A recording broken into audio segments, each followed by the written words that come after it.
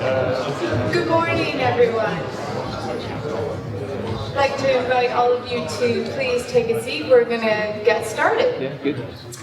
So I'd like to begin by first acknowledging and paying respect to the Nurgar people, the traditional owners on the land on which we meet today. Welcome to Energy and Mines Australia Summit. We're delighted to welcome you to this third annual event focused on affordable, reliable, and low-carbon energy for mines.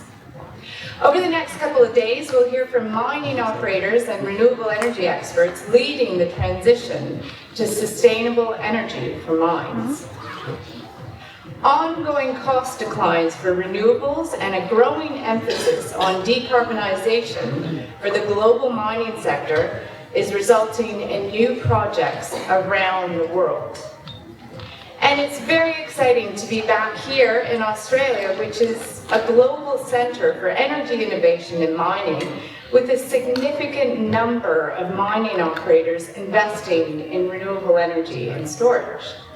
I'm Adrienne Baker with Energy and Mines, and we've been focused on connecting the renewables and mining sectors for the last 6 years. This is in fact our 15th conference on renewables for mines, with events in Toronto, Chile, South Africa, and the UK. I would like to say thank you to our official partner, juwi. Thanks as well to our lead sponsors, EDL, AGL, and Agreco. And thanks as well to all of our sponsors and exhibitors. It's now my pleasure to introduce Stephan Hansen. Stephan is the Chief Operating Officer with juwi. He's going to say a few words, and he's been the COO since 2014 and is also a member of juwi's executive board.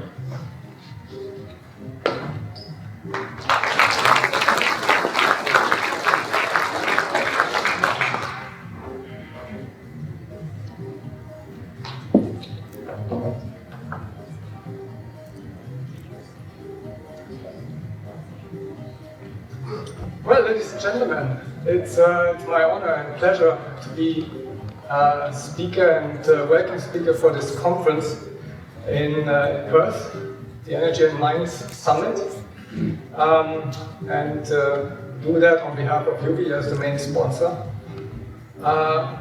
It's the first time we're the main sponsor, and looking at this venue, I feel it's an exciting opportunity to share experiences that are coming from the mining industry, looking at opportunities you have, challenges you have, and experiences you can share, and sharing them with companies from the energy sector, specifically the renewable energy sector.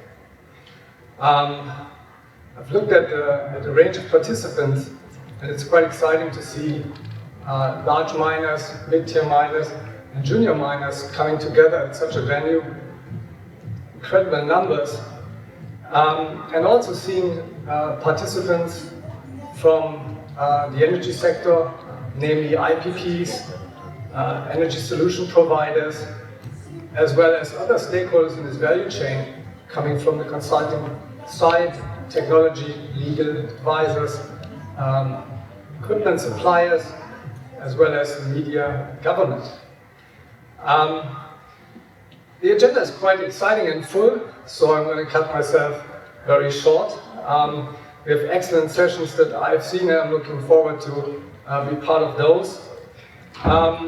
Looking at the challenges, of course, there are a couple of things that are probably most exciting and has to be highlighted. On the one hand, for remote sites, what we're experiencing is an increasing is the risk of mitigating rising energy costs and volatility in the energy and pricing of energy market. For on-grid operators, it's the high energy prices as well as power disruption and power constraints in some of the markets. So that really can inhibit growth, and I think that's certainly not what we're trying to facilitate. On the energy sector, we're seeing increasingly more solutions for the mining industry, and we're certainly happy to share our experiences in that. and they're increasingly becoming more solution specific to the mining industry. I think this venue is also an exciting opportunity to demonstrate and share the trends in the industry, from the mining industry experience, but also from the general renewable and energy industries.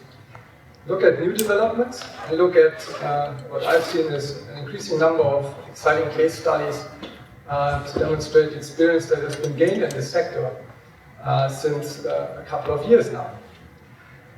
The goal remains for all of us here to lower the cost, to provide reliable power and sustainable power.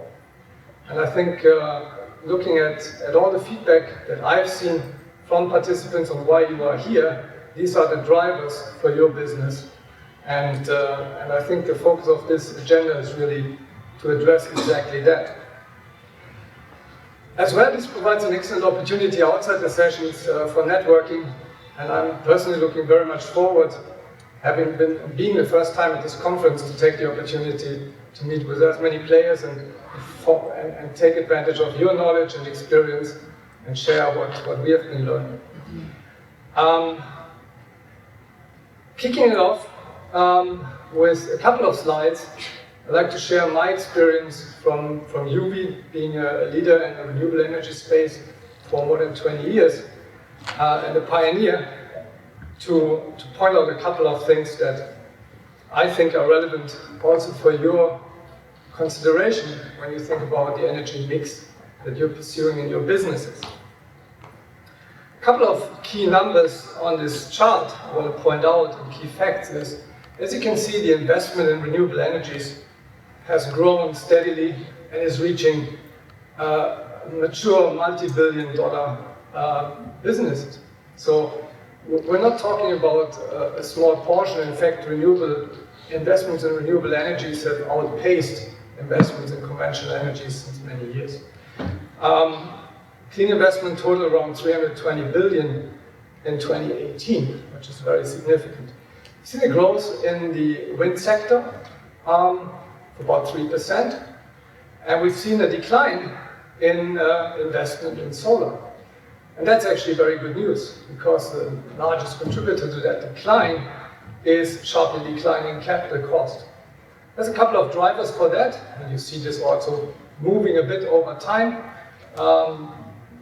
driven mainly by market dynamics. But the trend is pretty clear. Costs are declining steadily, and actually the capacity in solar has been increasing also steadily. And we're going to reach above 100 gigawatt in solar this year.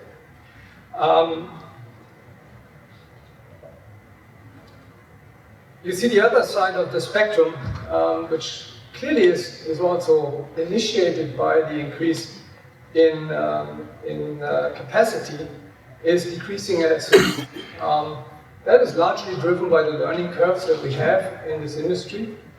And when you look at the drivers for it, on the wind side, it is mainly that you get more efficient turbines, larger turbines, and you're able to further decrease the cost of renewable energies on the wind side due to technology advancements.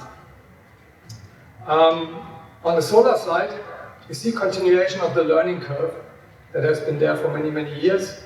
And of course, that is continuing with a semiconductor-based high-technology product.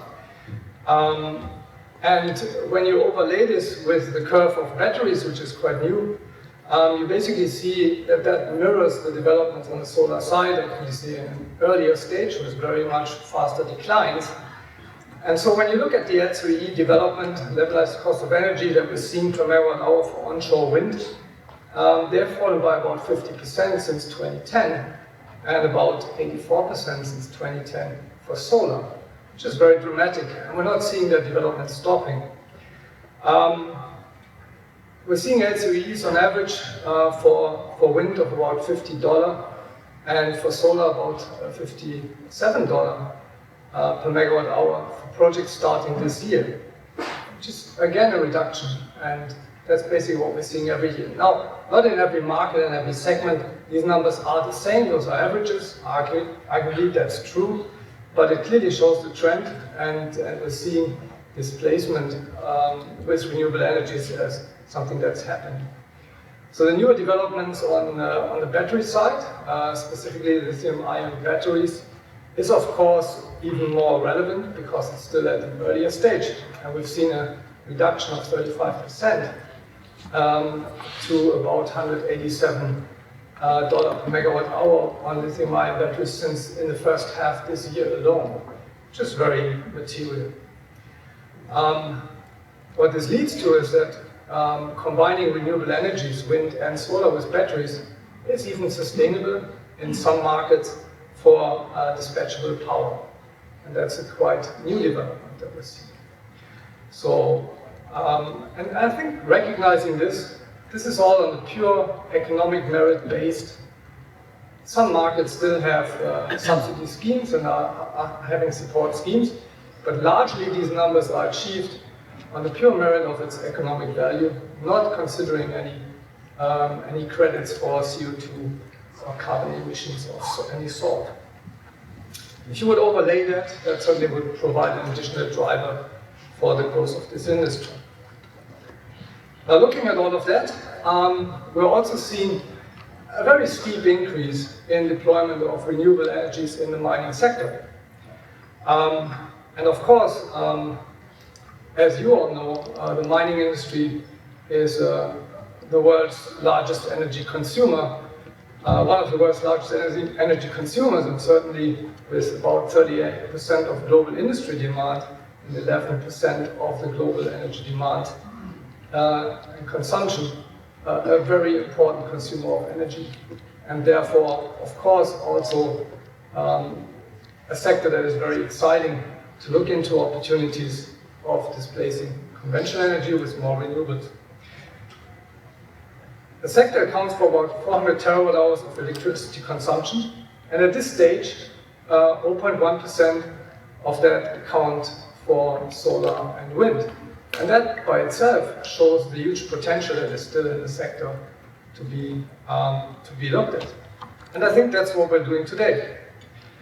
Energy costs, of course, and I'm preaching to the preacher here, account for about 20% for grid-connected mines and about 35% for off-grid mines. So it is an interesting and important consideration for operation of mines, and it will probably continue to be there. Renewable solutions in the context of hybrid power plants can reduce those costs. In our experience, in the case studies, we're seeing by 10 to 30%.